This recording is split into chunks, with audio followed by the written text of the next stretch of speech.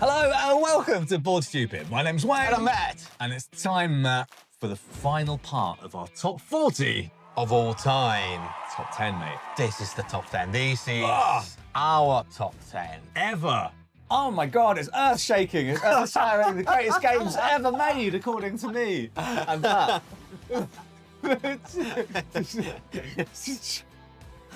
It's not legally bonding. It's not legally binding. Yeah, the top 10 ever. But these are our top Favourite 10. games. Absolutely. And if you want to hear about those, we would love it. Hit the subscribe button, hit the bell, all that stuff. We should definitely start rehearsing this stuff before No. we just see one take. That's No, all you get, guys. that's all you're I'm getting. sorry. We're going in, top 10. Right, let's go.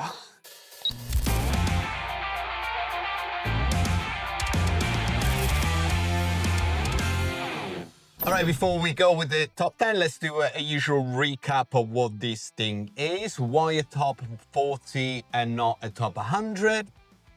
Two main reasons. 100 games are too many. No one cares after number 40. Second main reason is the top 40, historically, in a music sense, me and Matt are massive music fans. When a single hit the top 40, that was a hit. That's a hit. That's right, why. exactly. That's why that. And on top of that, these are our like personal top 10. Doesn't mean these games are the best games ever made. These are the games that we like the We most. like the most, So, exactly. So please Don't at me. don't go too much with hate down the comments of hate. Just like no, there cannot be the number one. Just let us know which one is your top 10. Please do. In the comments below. And then let's jump in. Let's see which one are these 10 Started with games number each. 10. Let's go. Matt, lead us off with your earth-shaking top 10 with your number 10. Cyclades Legendary Edition. Did that go from 0 to number 10? Yes. Wow! What a hit! Yes. I love it. It's such a fantastic game. It is amazing. It's like this is the Legendary Edition, so it's the latest of the Cyclades version. So it's the 2.0 version. When they took the original one, they rewrote some of the Rejigged it. rules. Yep. They implemented what they were before expansion, all into this new production, fantastic production with this modular map. And what game is this area control, area majority with this action bidding. Mechanisms for the action that you're gonna take. You got the gods board. The gods are gonna basically it's the ones that you auction on, you bid on to decide what action you're gonna be able to do. For example, Mars is gonna be the god that will let you fight against someone else. Yeah, exactly. And each god will have different things to do. Those gods each round are gonna slide down in this like perpetual rotation of which gods are available. So you really need to think about it, which god is gonna come up next, which available action you're gonna be able to do.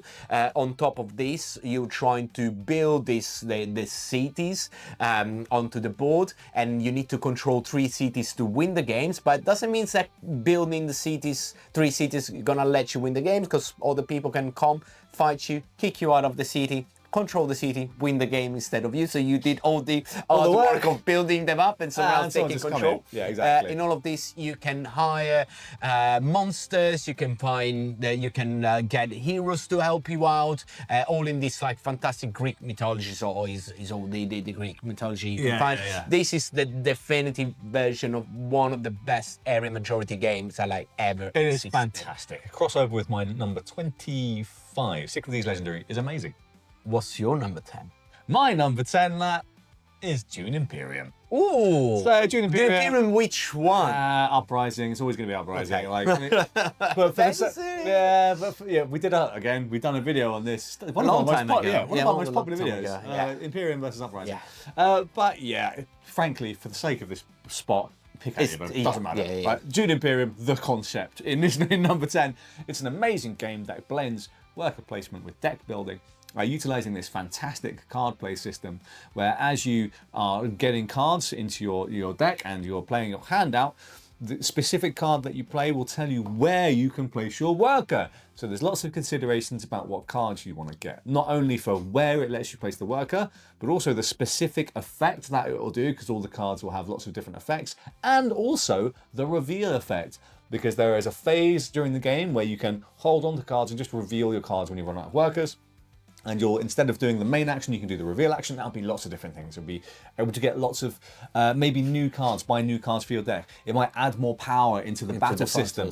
And the battle system is a whole extra bloody, ruthless section of the board where you are constantly interacting. It is merciless, fantastic, hyper interactive, massively strategic. Dune Imperium is a magical game, one of the greatest games ever made, according to me. And that's number 10. And it's one of those games that if you're not a fan of Dune, doesn't matter at all. In its sense, it's a fantastic game where the IP is just like a nice dress, a nice suit to the fantastic game. Great stuff. Great. We're starting in the right way. Absolutely. On to number 9. So that give us your number 9. Number 9 is a game that unfortunately is kind of like a dead game at this point. It's a 2-player game, asymmetric card games, Netrunner. Okay, and with Netrunner, interesting. Still up here. It's still like the concept of the game. It just like it's I come from like when I was young and playing a lot of Magic the Gathering. Too much Magic the Gathering. Yeah. There's another conversation. But Netrunner is the game that was mixing that world with board gaming. Yeah. Again, it's a fantastic game of asymmetry. One is plays the corporation, and you're trying to shield your servers, playing cards in front of the servers, while the other players play the Netrunner, the one that's trying to hack into the system. So you got this very asymmetric way of playing the game. They're complete the two factions, the two things play completely different games. Each Netrunner that you choose or corporation that you choose will have different powers, again making it even more complexity. The original game was by Fantasy Flight. I think now the original core box, it costs like a fortune because it's like there are out of print everywhere. There are the guys from Null Signal Games that basically is a fun-based, fun-made version of the game. They're taking all the concept from Netrunner, remaking it, and you can buy on their shop like the new cards. They are not officially licensed as Netrunner, but it's kind of like the same game. It's a game that's still like there are tournaments in London all around the world. Deeply love that. Without being a TCG, you don't need to buy packs of cards. When you buy an expansion, you buy the entire lot of cards, and then you build your deck. And that's something that I love. That is a board game. It's not more like a living card game. Yeah, right? Exactly. So absolutely in love with the idea and the everything around Netrunner without touching the IP itself. All the cyberpunk stuff. Absolutely fantastic. I would really love to see like a new official re-implementation of the game. Who knows? Who knows, mate? It depends on Fantasy Flight and Asmodee at this point. Who knows? Your number 9. My number 9. Straight into number 9, Matt. It's a game released last year, but actually not really.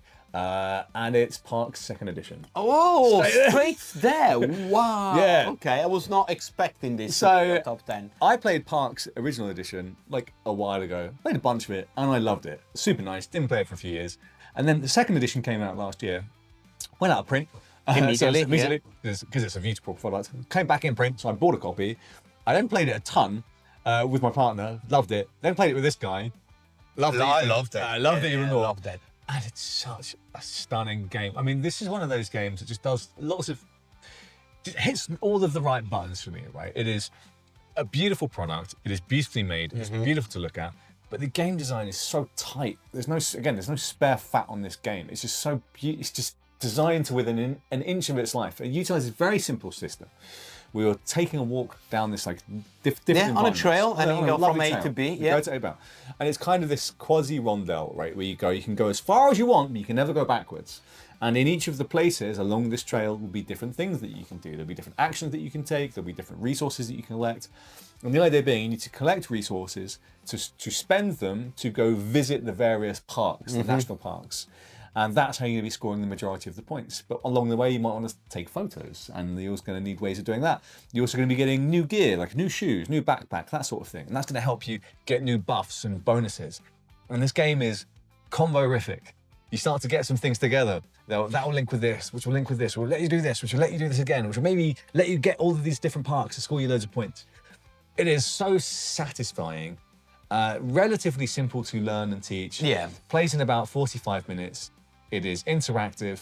It is a wonderful, wonderful, beautiful game that I deeply love. It's very cool. I really like the your item storage solution. Yeah. You're gonna have a backpack where you're gonna put your resources, and those resources you're gonna spend it to buy the cards that will let you do points at the end. But you got limited amount of course, you're going out with a little backpack. You can't hold infinite resources, so you need to understand which resources you want to keep hold, which one you want to spend, which one you know that you're not going to be able to take after a certain point. And the other cool things is the fact that you could go one step at a time, being the slowest one to take everything along the way. However, when you are the last one on the map, that's it. You can't go forward. So you get shot to the end, and it's a really cool mechanisms on how you go slow to get all the resources, but too slow when you're gonna be out of the game, basically. So there's really so cool. much cool stuff in that game, mate. Yeah, I could talk about it for ages. Love it, love it, love it. But let's move on. Amazing. Number 8. My number 8, next after the jump. Yeah. Matt. Yeah, I was so eager to speak about it. I know, super eager. Numero 8. Numero 8. Rebirth. Oh, wow. Okay, now that Rebirth is on Rebirth 2024. Knizia, out, and I still think that was the best game made in 2024. It was. Hands down. Yeah, full stop. These fantastic tile placement games where the only things you do in your turn, you taking one tiles from your bag or supply. You got one tile and you need to put that one tile down on the board. Full stop. That's the rules that you need to know. Yeah. But that single tile is gonna open a world of opportunities. Yeah, exactly. Put it next to a tower, you're gonna get area majority around one of the tower. The tower is yours. Towers are points at the end. You're putting it on a specific tiles for farms or electrical farms, and you can do a line of them. You're gonna get scores based on how many lines you can get. Put it next to a cathedral. You're gonna get a secret card that's gonna let you score more points at the end. All of this trying to be as mean as possible to all the other players. You want, of course, to do these things before them. The game is absolutely stunning. It's beautiful to look at. It comes with 2 maps. One that is the Scotland map, that is this more like area majority, trying to get the towers. More tactical game. The other one is the island map, where all the scorings are not secret. They're not just like placing cards. They are all visible, and they are first come first serve, so everybody's gonna be running to trying to achieve those cards, to score those cards, and that is even meaner. That is the strategic side. That's the strategic game. You need to have a long plan in mind to try and get as many of them as you can before anyone else. It is great. I love it. It's one of the best games, like at this point, probably one of the games that we played the most. We played it in the last since it came out. Probably it got the most number of play. Yeah, that game, I think it does one of those rare things where it doesn't seem to matter how much I play it, I still enjoy it. Yeah. Like, it just ticks a lot of boxes for me. And recently he was nominated for Asdor, one of the biggest prize. Fair enough. Yeah, very rightfully. Go watch. We got like review, a proper all sorts of review. We love Rebirth so much. Absolutely. Number 8 for me Wayne, now. your one. Worker placement game, one of my favourite worker placement games of all time, Raiders of the North Sea. Oh, wow. So Raiders of the North Sea, it's been in my top 10 for, I think, forever. Ever since I played it. Yeah, probably since I know you, for sure. Yeah. I absolutely love that game. And what I love is this beautiful simplicity idea of you place a worker down, get a bonus, pick a different worker up, get that bonus. That's it. You don't have any more workers. There's no lots of workers. You get one worker. And it has this interesting kind of worker cycling system where as you progress up the board, and I'm going to tell you what you're trying to do, you're trying to collect resources, then go raiding your Vikings. Then as you raid different islands, you're going to be putting a worker down, which will be a different color than the one you pick up. And the different color workers can get different bonuses and different levels of effect in each of the different spaces. Super cool, super interesting. This game utilizes a little bit of tableau building as well. Because you're getting your Vikings in your crew, you're getting your crew bigger. Exactly, and the crew have got different effects and they'll combo with different things. Some crew like to go to different areas and they get bonuses. Some crew will get bonuses if they die during their one of the voyages. It's such a fantastic, simple design, beautiful artwork by the Miko. Plays it again in an hour, and it's such a satisfying experience in that time. I love Raiders of the North Sea, still love it, still great. Yeah, fantastic game. It's in all of that world of Northeast, Southwest. Love it. Fantastic game. Let's move on to number 7. Matt, which game hit lucky number 7?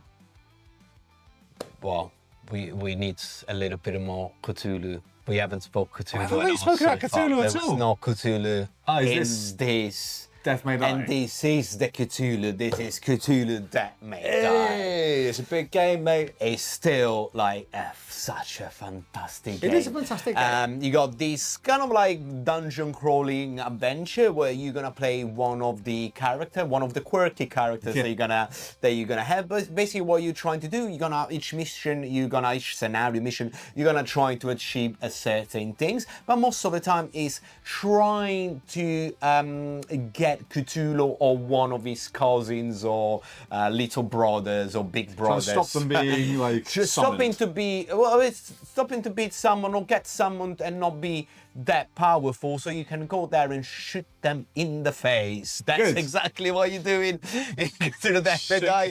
You're trying to kick their butts, and why this make this game is great is scenarios are the scenarios, but you can every time decide which one of the boss you're gonna fight. So you can have Cthulhu, the King in Yellow. There has been Yogoroths. There's been a multiple expansion for the game. So every time, depending on which god you choose, which each scenario is gonna make a different type of game. It's gonna be a completely different type of experience you're gonna have. The second thing is the character. So you got these very cool things with the characters. You're gonna go around rolling dice, trying to shoot, punch, or whatever the acolytes or the other monsters. But you're gonna get crazy because it's Cthulhu. Of course, you're gonna get crazy. However, the crazier you get, the more powerful you become. You're gonna be able to do some very, very fantastic turns where you're gonna destroy everything in one room.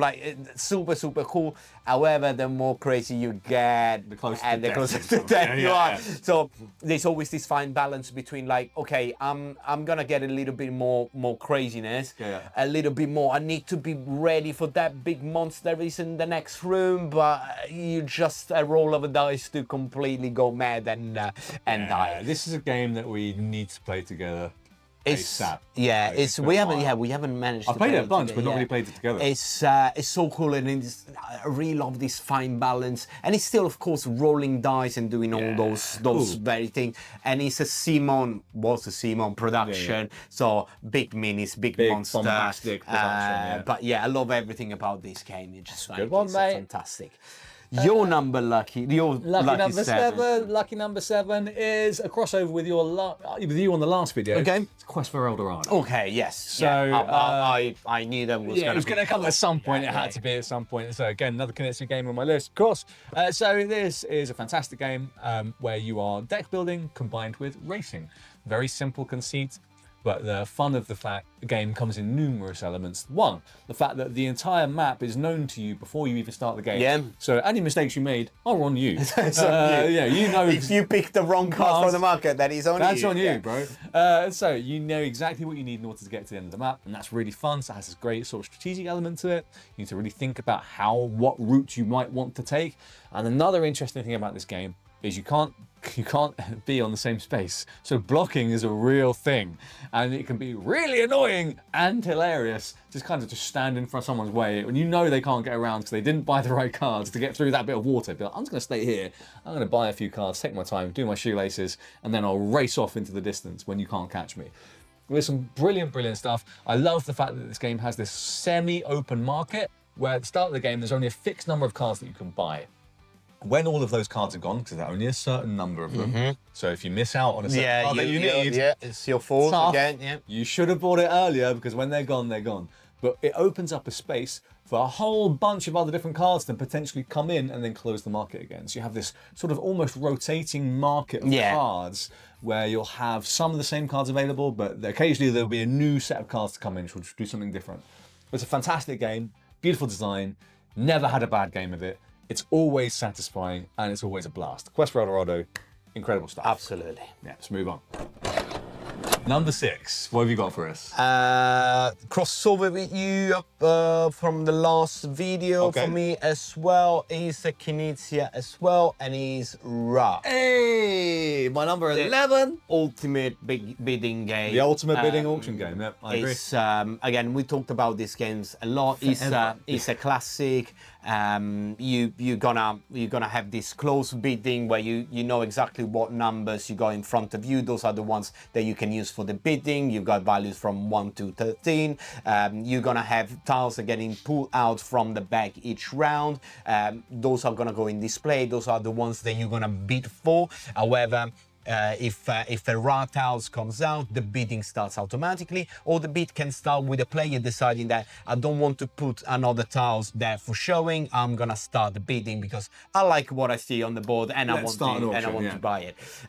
There is the trade where whenever you using one of your tiles for that bidding, you swap with the one that is on the board. That means that if you really want that stuff and there is a 1 on the board, do you really want to swap it for your 13? Because next round, you're not gonna have that 13 anymore, you're gonna have the 1. The bidding power drastically reduces for the next era. So there is these very cool things where you're trying to, of course, you're taking the tiles and putting it on your board because there's gonna be a set collection. You want to get the rivers, you want to get the multipliers for the rivers, you wanna get your workers, you're gonna get your variants, you want to get your monuments, that all of these like a different type of set collection, different some of scoring, them different kind of scoring, and it's very cool things. I really love it that all the scoring is secret, so you taking the points you do in that round and it's just for you to see, no one else see it. I can see that you got a lot of like scoring tiles, but they might be all 1s. I might have 2 that are just like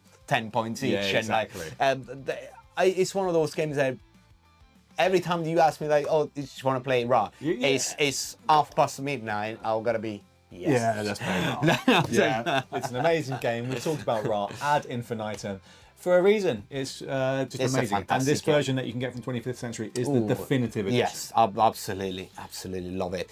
Your number 6, Wayne. My number 6 is we're going to Japan, going to Edo era Japan, with Iki. Oh, so okay. Iki, again, one of my favourite games ever. I think it's a crossover with you. My number 21. Yeah, a little bit earlier. So I love Iki, and again, it utilises this rondel system where you're going to be going around the market, and Iki is the concept of, like, I think, harmony, living a good life, right? Being a good community-spirited person. Yeah.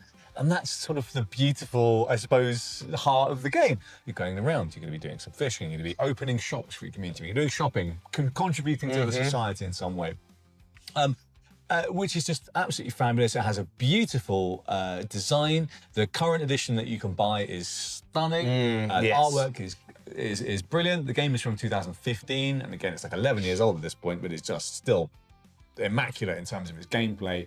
You have this great, almost like a tableau building, where you are, as you build a business, it goes somewhere on the board. Then over time, as people visit your store, and as you go do loops around the rondel, your store owner ages and retires. They retire, yeah. And then you get that card into your tableau, which would be a scoring multiplier. There's lots of different scoring multipliers for different things that you can buy and collect during the game, which are all limited for each season. Yeah. So, you know, it's kind of first come, first served, so it's very interactive that way. The cards that you buy from the open market, they're also first come, first served. There always seems to be a very tight money economy. So with money, you always kind of want more of it, and it's never quite enough. It's just a beautiful game, mate. I love everything about it. It's so much fun. Yeah, and it's one of those games where always love to play where it's not just one strategy wins you the game. Yeah. Every time the kind of scoring depends very much on what shops are coming out, Yes. what kind of like bonuses are coming out, and so every time you need to make a different game, you need to use a different strategy. Yeah. You need to react to what's the next thing's coming out. It's fantastic, like all rounders. It's such a great just a game with the tremendous game. fire mechanism Yeah. where it's Japan, everything is built in paper.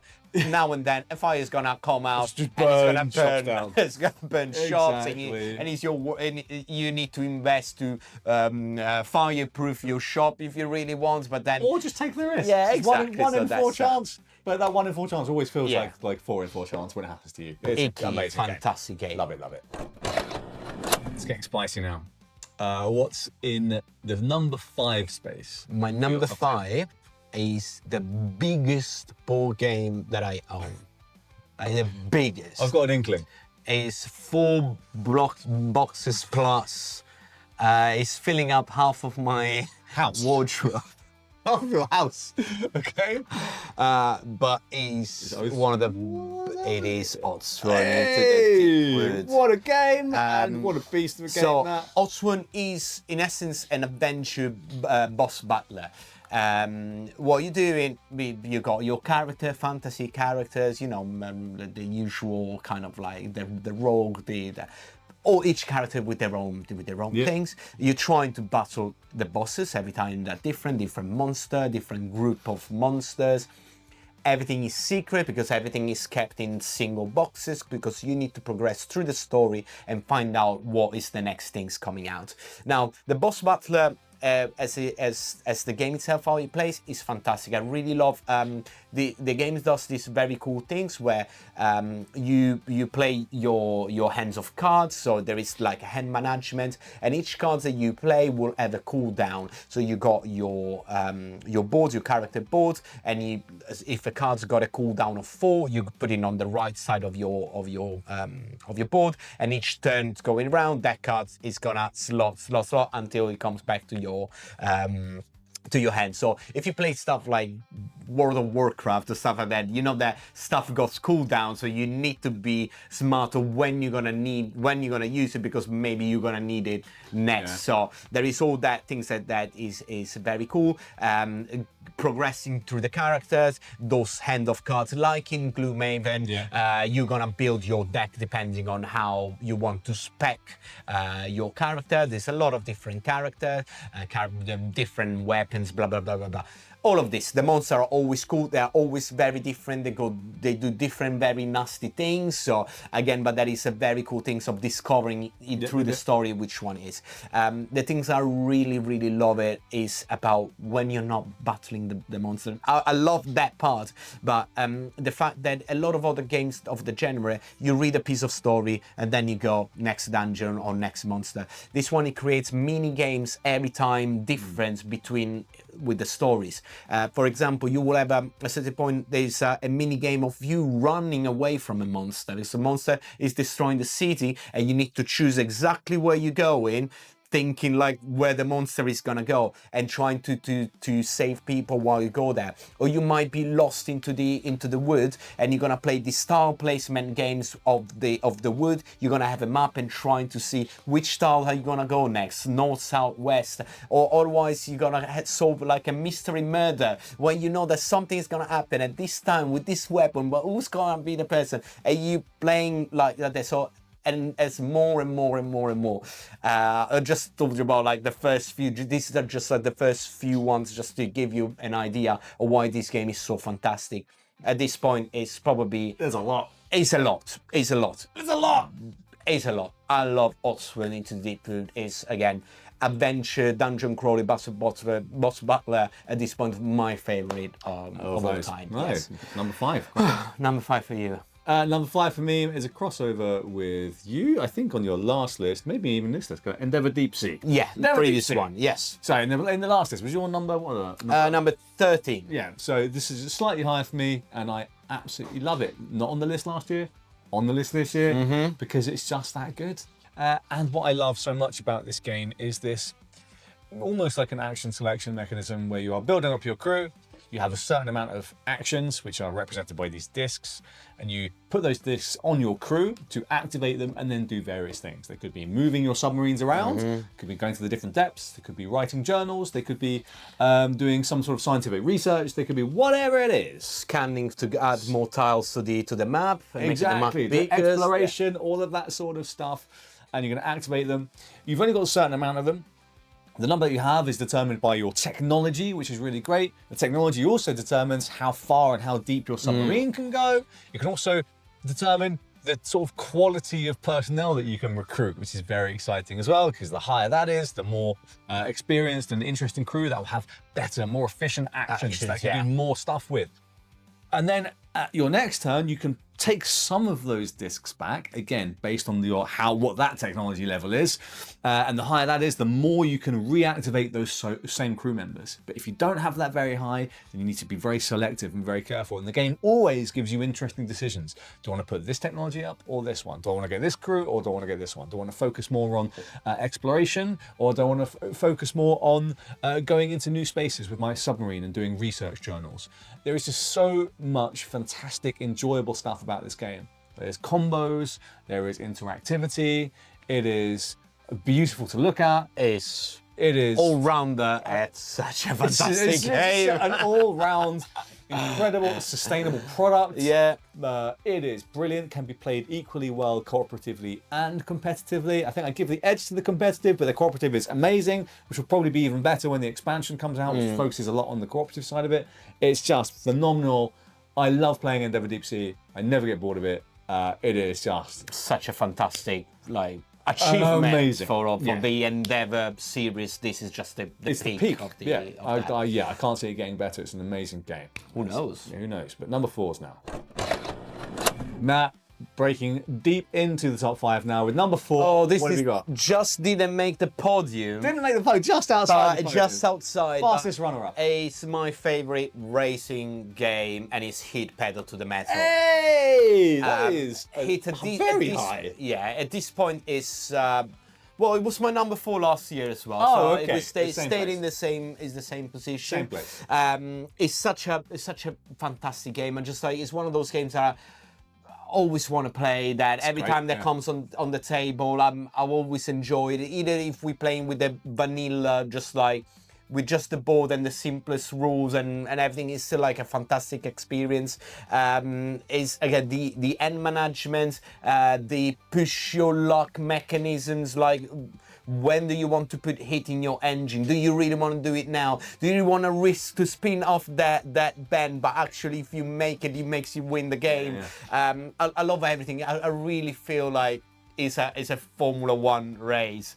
And I'm not a big car fan at all. I just do not care about watching Formula 1. I know there's a lot of you that loves it. A lot of people loves it. I'm not a particular fan, but on this game, I feel that adrenaline rush of a race, and I deeply enjoy the strategy, the push your luck, the hand management. I do really love the garage module that is in the core box, that is gonna make your deck unique, because you're drafting a few cards that are gonna be unique to your deck. So each player is gonna have slightly different things.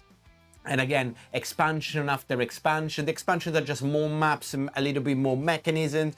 You need it, you don't need it, up to you. But if we're talking about core box only, there is so much game in that, in this fantastic dress, the graphics, it's absolutely phenomenal. There has been a new expansion just released now. There's gonna be just announced now. There's gonna be one is Rocky Roads. And the other one is Legends. So 2 expansions have been announced for this year. One, the Legends, is the Autonoma system, so to add more cards. You can always play with a full grid, which actually I would always recommend. If you're playing 4 players, just add Legends in, so it's like a full grid. Yeah, exactly. Always adds more fun. And the AI cards are very simple to use, and they actually are engaging with the game. They're not just a number. This game is fantastic. I love it so much. And it's a great game. It's my number 4. Wayne, what didn't make your podium? It's gone up and it only didn't make it for, I'm not entirely sure. I think it may well go up over time. We will see, but breaking into the top 3 is very difficult. With that said, number 4 is Rebirth. Okay. It had to come somewhere, Yeah, and yeah. it is in the number 4 spot of my favorite games ever. And again, for a game that was released in 2024, is a significant achievement. Yes. I love everything about that game. I love how easy it is to teach and how much joy that game gives me. Just with simple mechanisms, having just a fantastic time with all sorts of people that I've taught this to. Yes, and everyone, that's true, yeah. without question, has had Everybody an enjoyed- amazing yeah. time. Yeah. Everyone I've shown it to and I've taught it to has had a great time with that game for a reason. I think it's very special. I think it's fantastic. You've got 2 sides of the board we talked about already. It's crossover with you in this section. Yeah, so my number 8. Number Yeah. 8. Amazing game. You can either play tactically or strategically, depending on what board that you want. If you want to be more mean, if you want to be more like a little bit more chill, it's still really not chill. It has a great area majority piece to it. It's just tremendous. It's like satisfying. Yeah, can we say that at this point, for at least for both of us, this is the Knizia game at this point? Probably, yeah. I mean, Just there's- like it's got everything beside the auction bidding. Yeah, but yeah. everything else is In terms of that tile is the laying type stuff. Knizia, and the chaining. what the he points. does, what he does at his best. Yeah, I think it's a really nice distilled vision of what he With does. this fantastic production from the guys at Mighty Board, like Yeah, it's the just, again, product sustainable itself product. is fantastic. Yeah, I love it. And Yeah. a second one might be coming out soon. Yeah, So, who knows? Yeah, stay who knows? tuned. We'll talk about it more. Yeah, in the but future. now, Matt, time for the bronze medal. We'll see in a minute. Let's go. It's time for the podium. I'm buzzing with excitement. I've got like the hairs going up. What's number 3 for you? Number 3, falling down from number 1 of last year Ah! is Root. The mighty has tumbled so far. No, sorry, The that's still from first to third. Very much. The reason is, yeah, as you say, the last couple of games that we had was a little bit more stickier, but it didn't get to play it like a lot. And this always influences our list. Yeah. We're not stuck with like, that is my number 1 forever. It just say it, We're not it goes, full-time it gamers, goes man, with that's yeah, not- exactly. We go with our guts and what we feel. Again, I still think that Roots must be my top 3 games of all time. It's been my number 1 for a long years, yeah, time. yeah. But I love the deep asymmetry. I love the strategies, the tactics, the hand management, the meanness, doing this at the right time, knowing your faction and knowing the other faction. So it's like one of those games that you can go so much in depth, probably even too much. But it's basically, it's a core, it's a war game. It's a proper war game with this cutesy vibe of this little animal. maniacal wooden creatures.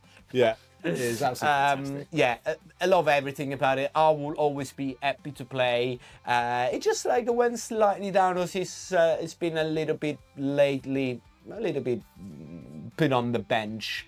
But it doesn't mean that he's not a champion. So the number 3 is Root. Your one. Number 3, new to my top 10. Okay.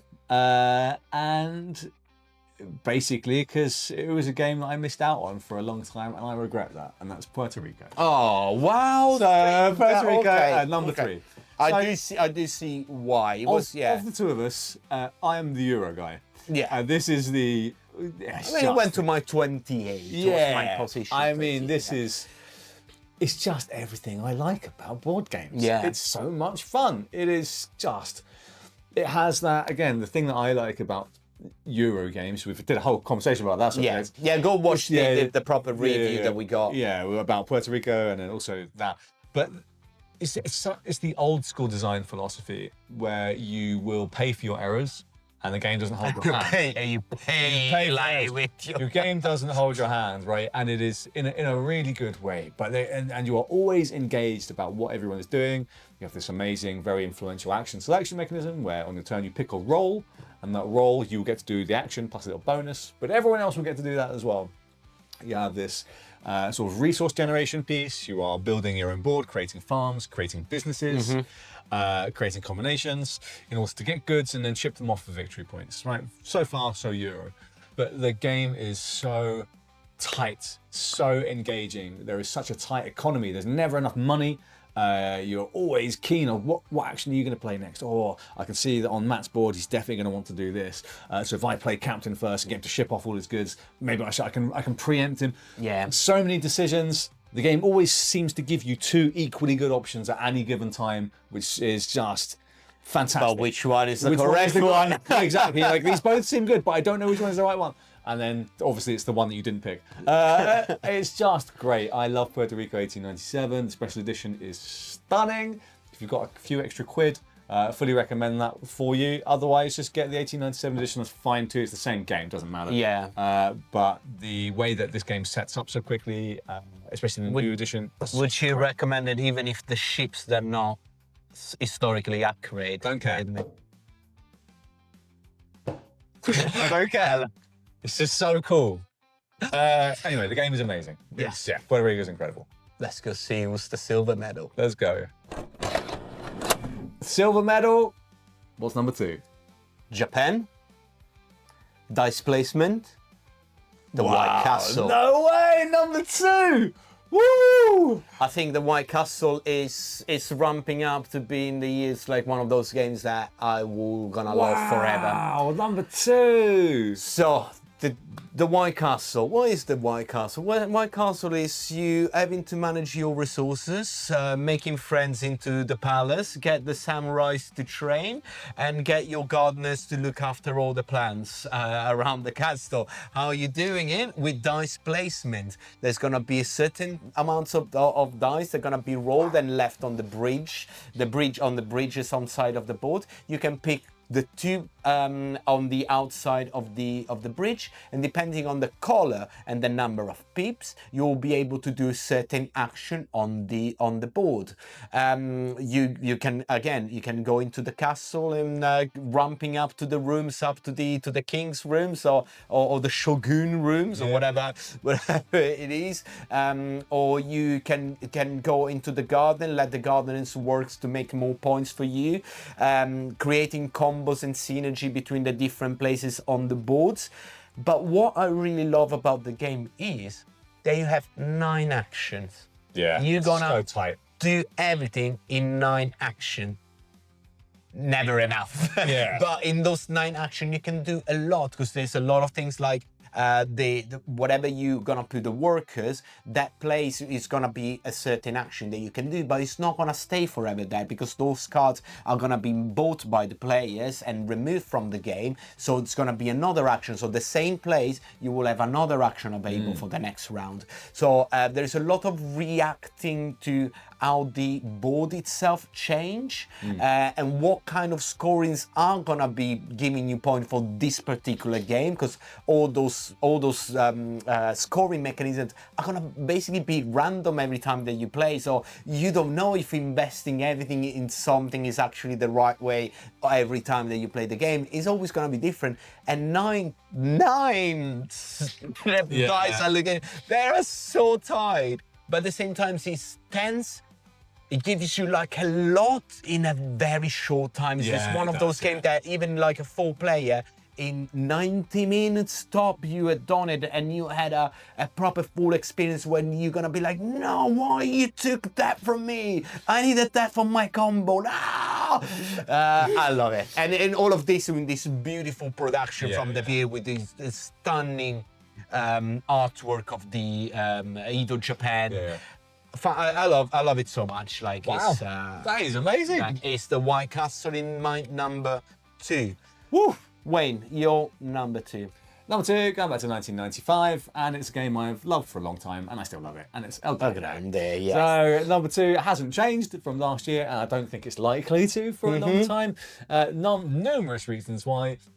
When it comes to the area majority genre, there is always someone bolting something on, doing something different, iterating, innovating in the space, adding complexity, adding layers, all of this sort of stuff.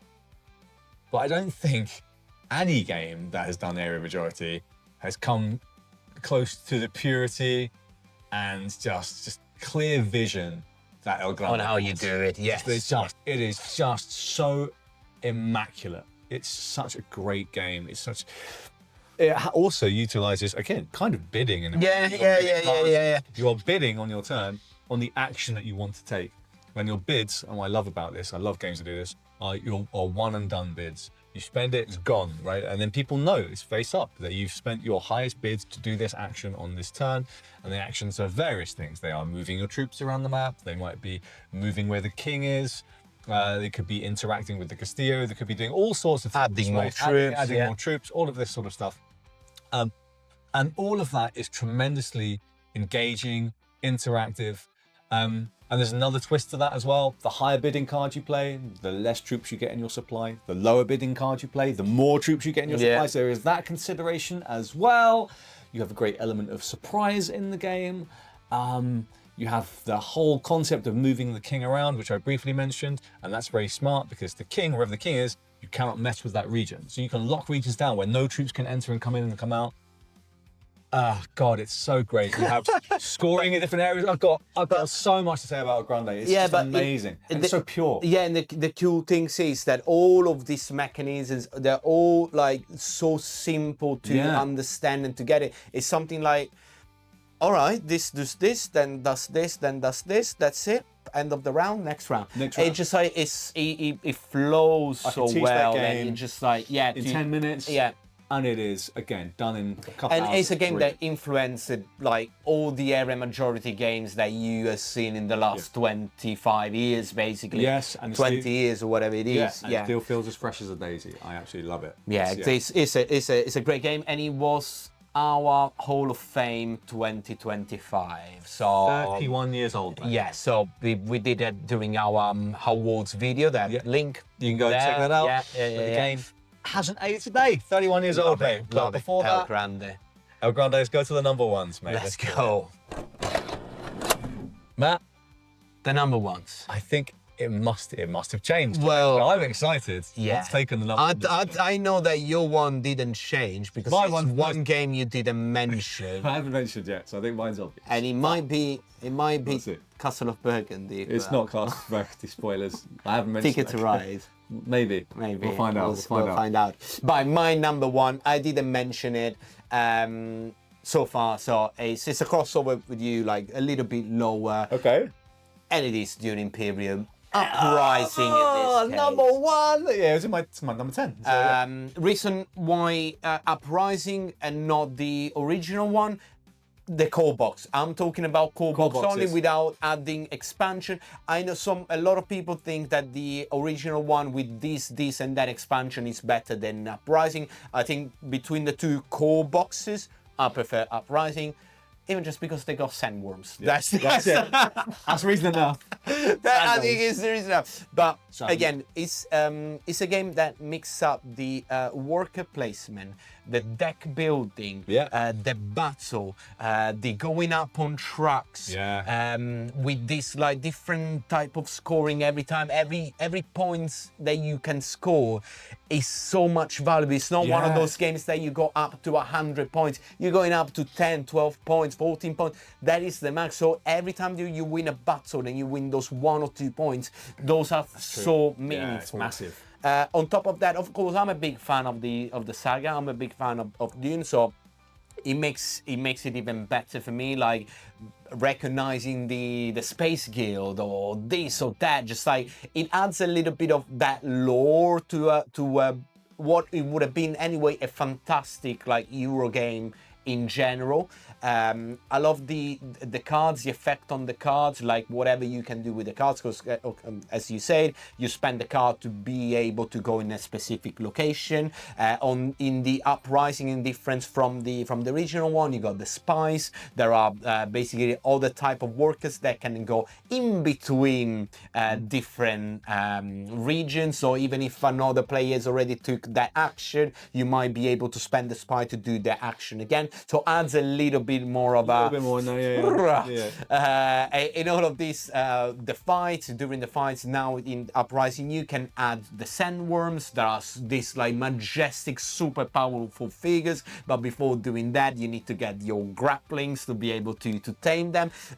There is a lot, and the market where you can get the cards and trying to build your deck based on your character, because each character that you're gonna play is asymmetric. They're gonna have certain things they can only do, and you want to build your deck based on your character, based on the states of the board. It's a lot. It's a fantastic game. It's fun. One of the best games you can buy. It's amazing. And it just like its overall experience is a 10 out of 10. That's why it's my #1 game of all time for now. Love it. What a fantastic pick. We'll have to see if another Dune Imperium comes out when the third movie is going to come out. Oh, there will be. There's money to be made. I guarantee you there will be. Yeah, I almost guarantee you. So, all right. your #1, we say Castle of Burgundy is not. It's not. We say Ticket is right. It's not that either. It's not. Is it Pandemic? It's not Pandemic, no. Is it Secret Hitler? It's not. No, certainly not. No. It's not Uno. It is Uno. No, it is, of course, the mighty Brass. Ah, of course. Of course, it hasn't changed since Didn't last move year. from No, last year. It didn't move. Didn't It didn't move a jot, and I think us playing it recently just cemented why it didn't Yes, move a yeah, jot. yeah, It's yeah. just amazing, and I'm so thrilled that you're going up to your number 11. Actually, I cross over with Matt on his. Yeah, last one. I think I did. It's just. I did enjoy it. The more we played it, the more I enjoy it. The more I'm getting there. Kind of want to and play. Yeah, It's just so good for such a rule set that is relatively lean.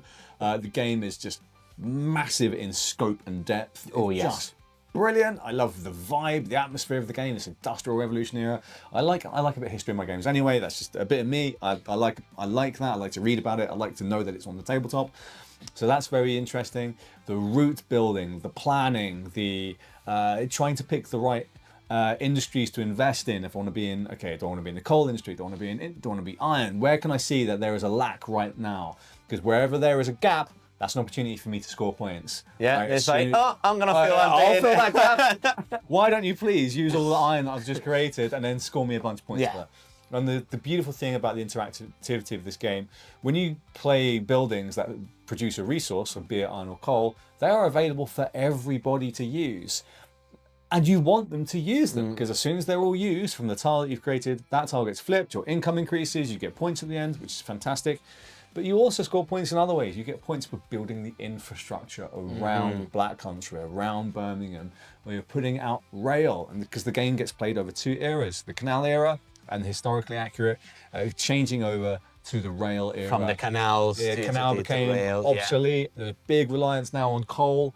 And then everything becomes more difficult, more expensive, but also potentially more rewarding for those industrious folks willing to put their money where their mouth is.